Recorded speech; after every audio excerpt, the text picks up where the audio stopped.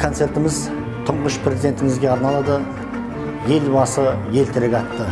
Осы концертке қазіргі заман композиторлардың шығармалары және де филармониямыздың белгілі әншілері, күйшілері қатысады. Бүгінгі бір ерекше концертіміздің бүгінгі ерекшелігі тұңғыш президентімізге арналғандықтан сол кісіге арналған бірнеше жаңа күйлер орындалады.